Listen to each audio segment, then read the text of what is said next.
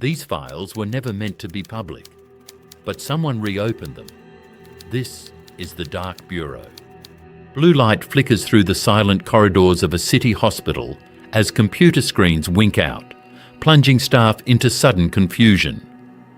Medical equipment freezes, patient records vanish, and cold ransom notes demand payment where critical data once flowed. At the airport, flight schedules dissolve into chaos as technical systems fail in a cascade of confusion, grounding thousands. Across the city, public works engineers are locked out of power grids and traffic control.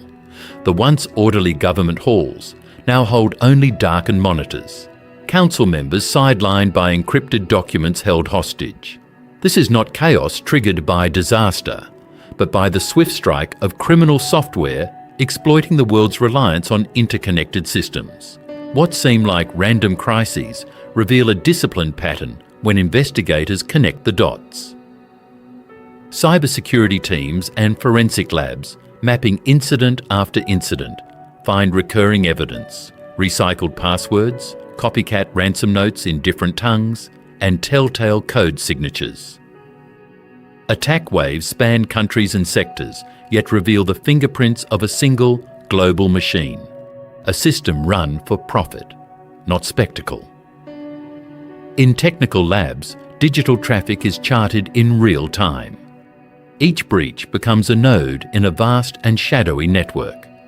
Ransom payments swirl through cryptocurrency wallets and tumblers, fragmented and laundered in sophisticated flows before disappearing into untraceable accounts. The pattern is unmistakable. This is organised, industrialised crime, managed with the efficiency of legitimate business. Modern ransomware is no longer shaped by lone hackers. Instead, entire remote workforces service criminal operations. On darknet forums, entrepreneurs hawk turnkey ransomware as a service. Plug-and-play tools, technical support and revenue-sharing agreements, all packaged as if for any startup. Novices become instant cybercriminals, aided by affiliate networks that rent powerful malware, handle negotiation playbooks and enforce automated commission payments. Gangs update code weekly, tweaking playbooks to press psychological levers and bypass new defences. The line between entrepreneurial innovation and digital piracy has all but vanished. Eastern Europe stands at the centre of this transformation. Here, digital crime has grown in the cracks left by shifting post-Soviet borders, corruption, and a lack of cohesive regulation.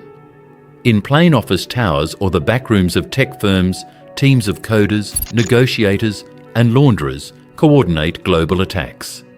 Recruitment is constant, a blend of talent poached from both technical and criminal backgrounds. The region's legal ambiguities and protection networks create havens nearly impossible for foreign law enforcement to penetrate. Syndicates hide behind shell companies and bribed officials, evolving their models as enforcement waxes and wanes. Every process is standardized, from extortion scripts to payout divisions, forming a robust system able to adapt to law enforcement pressure and global market shifts. The consequences run deeper than headline-grabbing incidents. Most attacks never make the news. Small towns and hospitals quietly sell off assets or delay infrastructure because funds have been funneled to silent ransomers. Insurers raise premiums or drop coverage, shifting digital risk back on the public. Boardrooms regularly debate whether to pay or disclose, knowing whichever choice may spark lawsuits, regulatory inquiries, or more attacks. For governments, the dilemma is sharp: admit an attack and risk panic, or hide it and undermine transparency, sometimes putting lives at stake. Investigators scrutinise evidence seized from rare law enforcement busts, digital ledgers mapping every victim, transcripts of negotiations, even customer satisfaction surveys filed by desperate officials hoping for relief. Crime rings operate with stunning banality. Payouts tracked, arbitration managed without violence but with internal rules, affiliates held to satisfaction ratings. Each organisation's trauma is reduced to a line in a database, the human cost abstracted to a case number. These operations mirror everything about mainstream business, except for their corrosive effect on public trust and safety. Global governance gaps make these factories thrive. Each attack exposes failings in international law and jurisdiction. Evidence requests get bogged down in bureaucracy and outdated treaties. Digital extortionists exploit these loopholes, shifting servers, swapping jurisdictions, and exploiting delays. Lawmakers can't agree on whether ransomware is crime, espionage, or digital terrorism. This ambiguity delays responses, leaving organisations vulnerable as definitions and responsibilities blur. Efforts to catch up are constant but uneven. High-profile international police raids get press but rarely move the needle. A handful of arrests are offset by swarms of new gangs with newer tools. Europol and the FBI boost budgets and coordinate advisories, but for every law enforcement win, the syndicates morph and return. Insurance markets adjust, demanding stronger cybersecurity of clients, and new business sectors in defence technology arise. Still, most organisations realise that no amount of spending guarantees safety. Digital extortion is now part of daily risk. Leaked documents and testimony reveal a grim reality. Faced with a shutdown in 911 service or a rural hospital on the brink, officials sometimes pay quietly. The calculus is brutal but simple. What is the cost in lives or public order if systems stay down versus the pain of giving in? These payments rarely reach the public eye, but redacted contracts and encrypted communications confirm the trend. The resulting shadow economy undermines accountability and deepens the power imbalance between criminals and victims.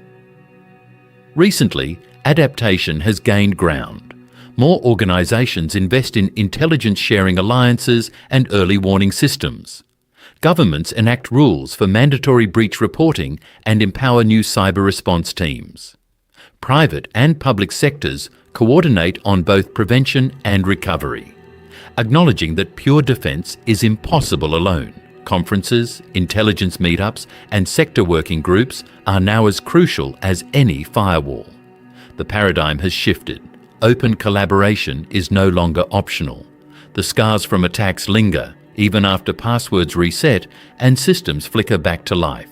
Hospitals lose local trust. Cities cut back on staff and services for months. Supply chain shocks ripple through trade as ransomware delays shipments from unseen ports. Faith in civic institutions erodes. If hospitals, schools, and governments can be neutralised overnight, what can citizens trust? The insurance industry, for its part, is upended by soaring claims, enforcing tighter standards or withdrawing entirely from high-risk sectors. Leaders and risk managers debate whether paying for ransoms or insuring them worsens the crisis by incentivising new attacks. Recognising that digital extortion is here to stay, governments toughen laws and demand more of big companies, requiring incident disclosure and pushing for joint drills and shared defence mechanisms. New treaties support information sharing, while the private sector is forced into stronger security-designed systems. Yet criminal gangs remain agile, evolving alongside every institutional reform, sometimes even working at the edge of state protection where convenient.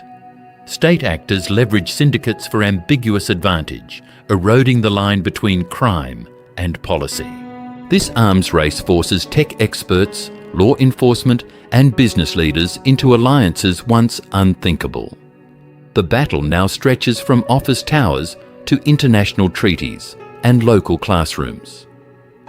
Whether society adapts faster than the threat will shape more than our security. It will define public trust and what it means to rely on global digital infrastructure. As we uncover the depths of these digital extortion factories, it is clear the threat is systemic, relentless, and set to persist. Only through resilience, transparency, and global unity can institutions confront an adversary as industrialised as the world it targets.